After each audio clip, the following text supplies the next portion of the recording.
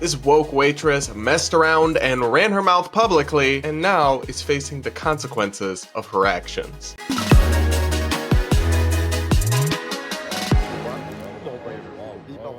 So up first, we've got to talk about this waitress that's going viral from a DC area bar and restaurant where she decided to run her mouth and speak to the press and say some pretty outlandish stuff, and is now facing the consequences for that seemingly ill-advised decision. As Fox News reports, a DC restaurant server has been fired after she made comments about refusing service to some Trump officials. Here's what this woman specifically said when speaking to the Washingtonian, a local outlet that was doing a series on wait service planning to resist the Trump administration, or something. I personally would refuse to serve any person in office who I know of as being a sex trafficker or trying to deport millions of people, Susanna Van Roy, a server at Buchert's Salon on Capitol Hill, told the Washingtonian this week. It's not, oh, we hate Republicans. It's that this person has moral convictions that are strongly opposed to mine, and I don't feel comfortable serving them. Yeah, sorry, no. That's not how that works, girl.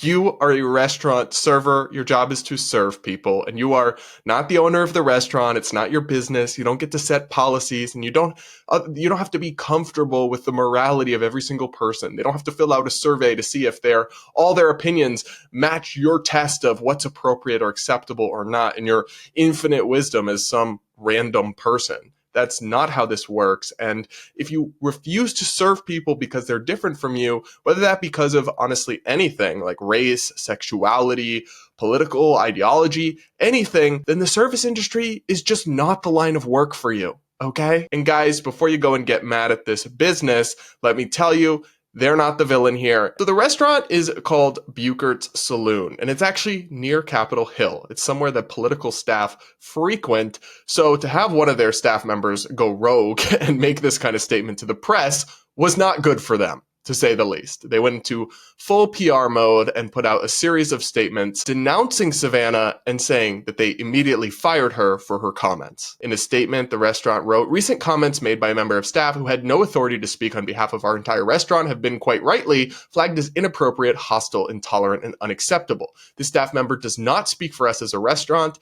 After the inauguration in January, we will begin serving our fourth administration as a neighborhood restaurant on Capitol Hill, open to all and welcoming to all. We have always been a safe space for all." Don't love that sentence, but I get what they are trying to say. "Everyone, especially anyone who feels prejudged or misunderstood, will always find friendly service and a sympathetic ear at Buchert's Saloon. Again, we deeply apologize for the comments made by a member of staff. They are not representative of our restaurant and do not reflect how we operate as a business and how proud we are to be a gathering place on Capitol Hill." So like I said, don't beat up on this restaurant. She kind of went rogue and apparently logged into all their social media accounts and posted this statement as well without their permission, which she was not authorized to do. So it sounds like she's kind of crazy, and like what she did really is not representative of the business owners. So that makes it different from some of the other instances we saw during the first Trump presidency, where like a Virginia restaurant kicked out Sarah Huckabee Sanders, who was Trump's press secretary at the time. That was the owner who took that stand, and they were very proudly behind it. So that restaurant faced a lot of backlash, and rightly so. This one, I don't think people should hold a grudge against because they really don't seem to have supported this or known she was going to do it, and they took corrective action as soon as she went off and ran her mouth like this. I'm not sure what more they could have done other than maybe not hire a slightly unstable person in the first place, but hey, it's the service industry and help is hard to find, so I don't know if they can be that selective all the time. Now, one kind of silly talking point I've seen some people make online is that, oh, this is right-wing cancel culture. And look, I'm an opponent of cancel culture. I've been outspoken about it for a long time. And that does include examples where the right tries to cancel people. That is a thing that does happen, but it does not apply to this case at all. If this woman, Savannah, had been fired simply for writing on social media that she hates Trump, is against Trump, and then a bunch of Republicans found her post and harassed the restaurant owner into firing her, that would be cancel culture. But that's not what happened here. Not at all. She expressed publicly to the media that she was not going to do her job, which is to serve people, and that she was going to insert her own political agenda into the business operations of her employer without authorization. That's a fireable offense, and it's not cancel culture if you publicly declare your unwillingness to do your dang job and then get fired. It's just an employer taking reasonable actions in response to employee misconduct. It's not about firing somebody for their opinion. She's entitled to whatever opinion she has, but she's not entitled to refuse to do her job at work. It's different, and it's not cancel culture. Now, this story was just enjoyable and kind of funny to me on one level because I love watching people reap what they sow. I love people being forced to sleep in the bed they made for themselves. And as far as I'm concerned, we desperately need more accountability and individual responsibility in this society. So if people want to play stupid games and they win stupid prizes, that's good in my book. And we need more of that, not less. But this is also not a one-off incident. It's apparently part of a broader trend that I actually do find disturbing on somewhat of a deeper level.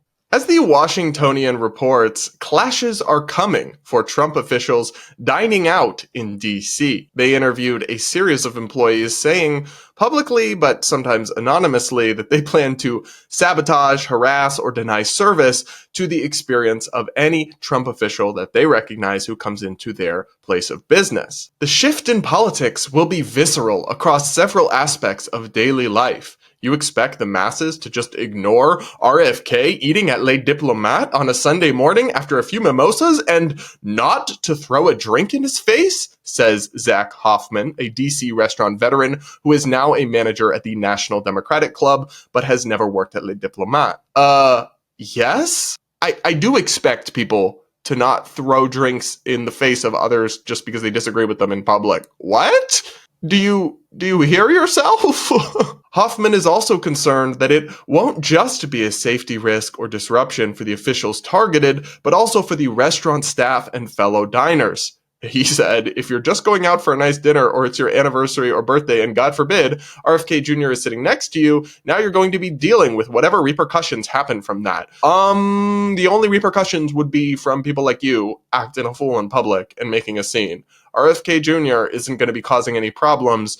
Y'all might be. You are the problem. Part of the reason this is actually sinister is that it's part and parcel of a broader intimidation campaign where some activists are trying to use intimidation in everyday life to bully people who disagree with them politically and kind of either force them or coerce them into not going forward with their ideas. As the Washingtonian reports, recently, liberal activists tried to enlist hospitality workers in aiding with public disruptions. In the wake of the Supreme Court ruling overturning Roe v. Wade, a liberal advocacy group called Shut Down DC, which interrupted Justice Brett Kavanaugh's dinner at Morton's Steakhouse, offered $250 to DC service workers who shared real-time sightings of other justices involved in the abortion decision. That's unhinged and actually kind of scary. Activists are weaponizing public dining to try to intimidate political officials into doing their bidding and not crossing them politically and ideologically.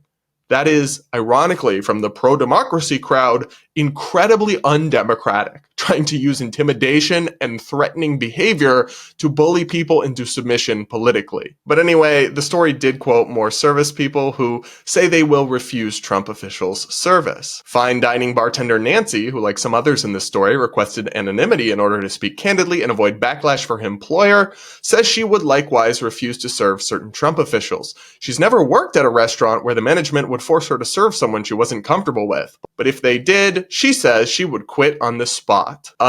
You've never worked at a restaurant that expects you to do your job, even when it hurts your fifis? That's concerning in its own right, actually. And you have the right to quit on the spot. But again, like, if you're just not interested in serving people, if they dare disagree with you, I mean, we live in a big and diverse country. If you work in a restaurant, you're going to have to serve people of all faiths and beliefs and backgrounds.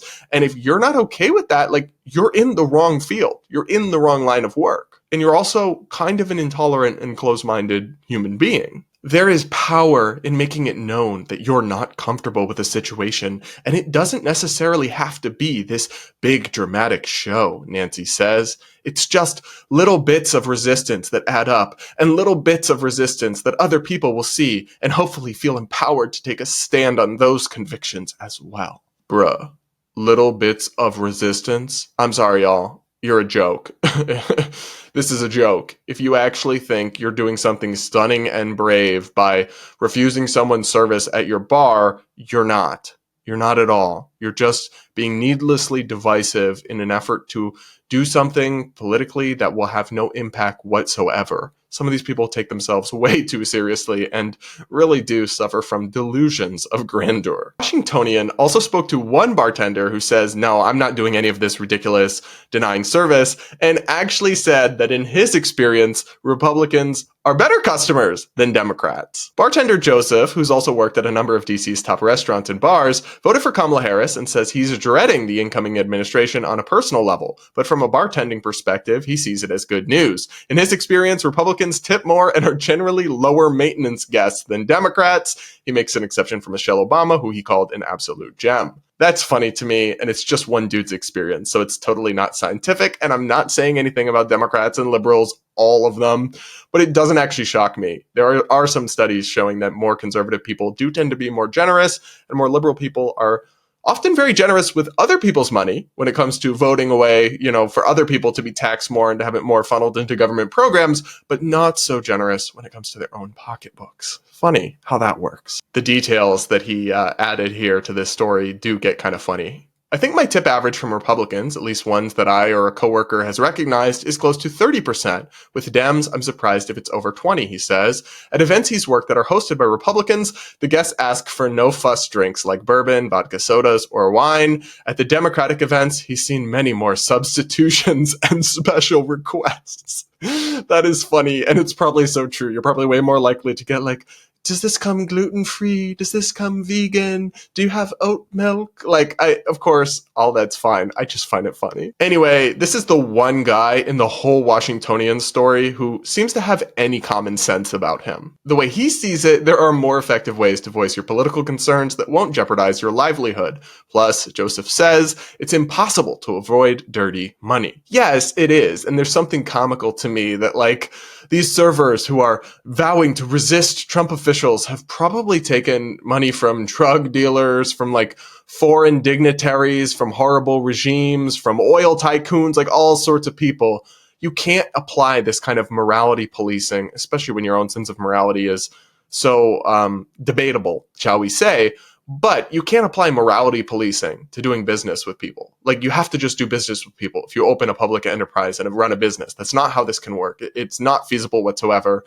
And so they're just totally hypocritical, doing this political virtue signaling, but not actually, monitoring their business activity for much more serious things than just political disagreement. Some of the people interviewed in this story who admit to sabotaging Republicans and their businesses just come off as incredibly petty and obnoxious. This person theoretically has the power to take your rights away, but I have the power to make you wait 20 minutes to get your entree, says Nancy, the bartender. Wow, Nancy, you are just so stunning and so brave.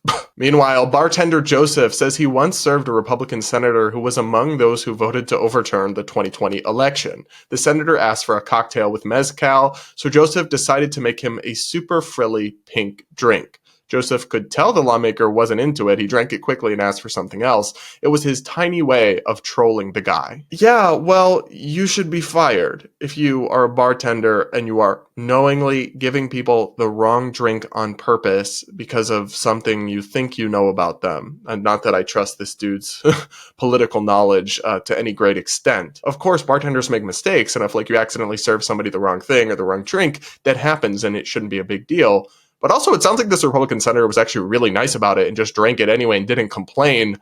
So funny how that turned out. But yeah, if you're doing this on purpose, you're in the wrong line of work and you should be fired. Anyway, guys, I could go through more examples from this story, but it does disturb me. I do worry that the resistance types are going to lose their mind once Trump takes office, especially in DC, which is such a political echo chamber and has so many extreme and frankly emotionally unbalanced people within its borders. But the broader theme here is just something I talk about a lot, which is I worry about this. I worry about our political polarization and the division in our society because I really don't want us to end up at a point decades from now where we have states seceding or the United States is broken up in some form.